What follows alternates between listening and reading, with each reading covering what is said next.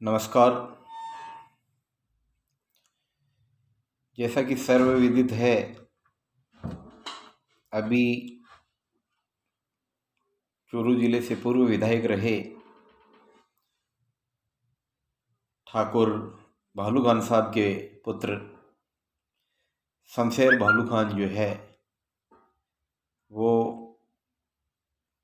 दांडी तक पैदल यात्रा पर है। जिस वक्त मैं बात कर रहा हूँ वो नाथद्वारा के आसपास हैं और करीब 1200 किलोमीटर की यात्रा जो है वो उर्दू की मिठास, उर्दू की तहजीब और उर्दू के वर्चस्व को बचाने के लिए पूरी करने जा रहे हैं।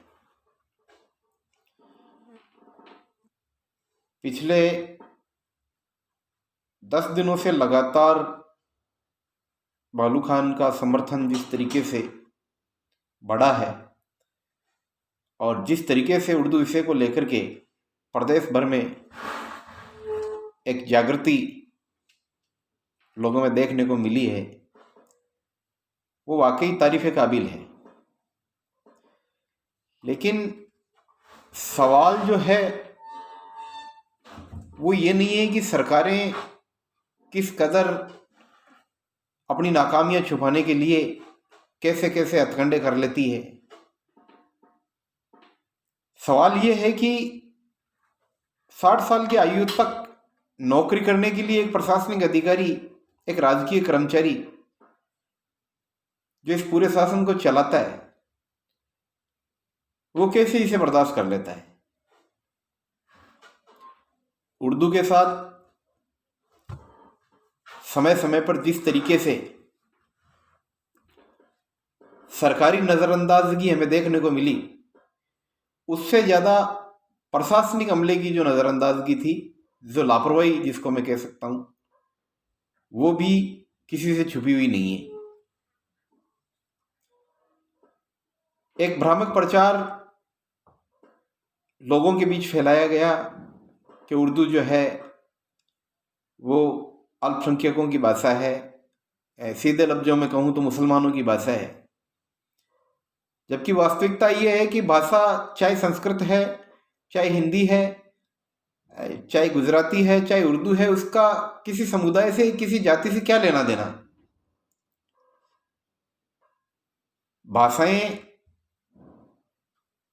मानवता के विकास की द्योतक है। भाषा में इंसान के मूल स्वरूप, मूल आकृति जो है उसकी भाषा में छुपी है।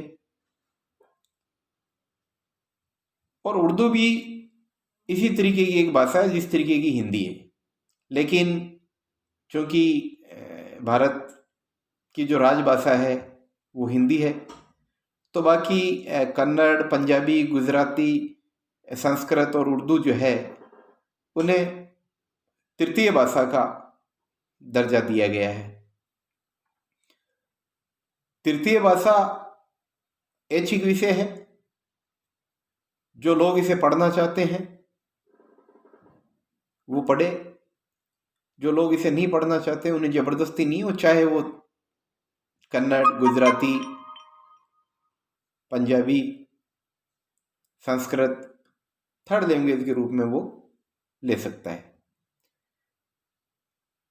अब जो भ्रामक प्रचार इन्होंने फैलाया उस पर बात करते हैं अपन, कि उर्दू मुसलमानों की भाषा है और उर्दू से मुसलमानों का ही भला होना है, जबकि ये सरासर गलत है। ये भ्रांति जिन लोगों ने फैलाई है वो अपनी नाकामियां छुपाने के लिए कर रहे हैं ऐसा। उर्दू का न तो मुसलमान से कोई लेना देना, न हिंदू से कोई लेना देना है। और मेरे तो समझ में नहीं आ रही है भाषा को लेकर के कहां हिंदू और मुसलमान हो जाता है। उर्दू माना की तृतीय भाषा है, हमारी थर्ड लैंग्वेज है, लेकिन इसको पढ़ने वालों की तादाद भी बहुत बड़ी है। अब जब इससे पढ़ने वालों की तादाद बहुत ज्यादा है, बहुत एक बड़ा प्रतिशत इसको पढ़ने वालों का है, तो जाहिर सी बात है इसको पढ़ाने के लिए भी अध्यापक चाहिए। और जब आप राजकीय अध्यापक लेते हो, गौर से सुनना मेरी इस बात को, जब कोई भी सरकार किसी भी तरीके से राजकीय कर्मचारी, सरकारी नौकरी किसी को देता है तो उस पर रिजर्वेशन लागू होता है, आरक्षण लागू होता है। अब मेरा सीधा सा सवाल है आप सब लोगों से जो इस भ्रामक प्रचार में उलझ करके रह गए, क्या एसटी के अंदर मुसलमान आता है? क्या एससी के अंदर मुसलमान आता है? क्या गुजरों को अभी जो अतिरिक्त आरक्षण दिया गया है इसके अंदर मुसलमान आता है? तो ये उर्दू को लेकर के जो इन्होंने भ्रामक प्रचार फैलाया है, इसे समझने की दरकार है। मोटे तौर से देखा जाए तो 40% के लगभग तो आरक्षण ही बन जाता है, और 40 क्या, मैं तो कहूँ 40 से ज्यादा बन जाता होगा। तो जब 40 से ज्यादा प्रतिशत आरक्षण बन जाता है तो इसमें तो सीधा सीधा मसला है कि कोई समुदाय का, किसी जाति का कोई लेना देना ही नहीं है। मेरा आग्रह है आप सबसे, जो लोग अभी भी गलत तरीके की पोस्टें कर रहे हैं, गलत तरीके से जो उर्दू को एलिगेट कर रहे हैं, उन लोगों से मेरा विनम्र निवेदन है कि किस तरीके का खेल रचा गया है। और ये मान करके चलो आज उर्दू की तो कल मराठी की तो परसों गुजराती की तो तरसों संस्कृत की बारी है। सरकारों के इस खेल को रोकने की आवश्यकता है। तृतीय भाषा, थर्ड लैंग्वेज, चाहे संस्कृत है, चाहे उर्दू है, चाहे पंजाबी है, चाहे गुजराती है, उसको बचाने की दरकार है। और वो बचेगी तभी जब सरकारें उस ओर अपना पूरा ध्यान आकर्षित करेगी, और हमारे जो राजकीय कर्मचारी है, हमारा जो प्रशासनिक अमला है, जो बड़े बड़े आयोग में बैठा है, वो इस पर पूरी निष्ठा, पूरी ईमानदारी के साथ अपने कर्तव्य का निर्वहन करेंगे। ये मसला केवल एक भालू खान, शमशेर भालू खान जी से रिलेटेड नहीं है। ये मसला हमारे बच्चों से जुड़ा हुआ है, हमारी संस्कृति से जुड़ा हुआ है, हमारे विकास से जुड़ा हुआ है, और यूँ मान लीजिए पूरे मानव जाति का जो है वो मसला है। भाषा किसी एक समुदाय की, किसी एक व्यक्ति की, किसी एक जाति की न होकर के संपूर्ण मानवता के लिए होती है। और उर्दू वाकई जो है अदब की, तहजीब की, तमीज़ की और मीठी भाषा है। इस भाषा को बचाने के लिए मैं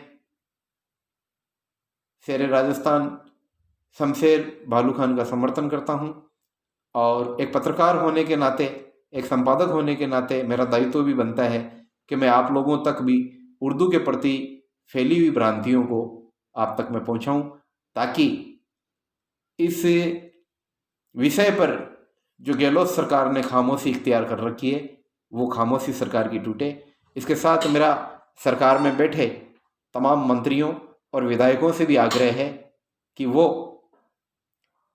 आगे बढ़ कर के तृतीय भाषाओं के प्रति बढ़ती जा रही लापरवाही को दूर करें, और जो भी अड़चनें इन भाषाओं के विकास में, प्रोग्रेस में आ रही है, उनको दूर करें, और निष्ठापूर्वक पूरी ईमानदारी के साथ अपने कर्तव्य का सभी लोग मिलकर के जब निर्वहन करेंगे, तो मैं मानता हूँ वो दिन दूर नहीं जब हमारी इन तृतीय भाषाओं को भी वही सम्मान, वही प्यार और वही इज्जत मिलेगी जो वर्तमान में हिंदी और इंग्लिश को मिलती है। बहुत बहुत शुक्रिया, आप सब ने मेरा मत जाना।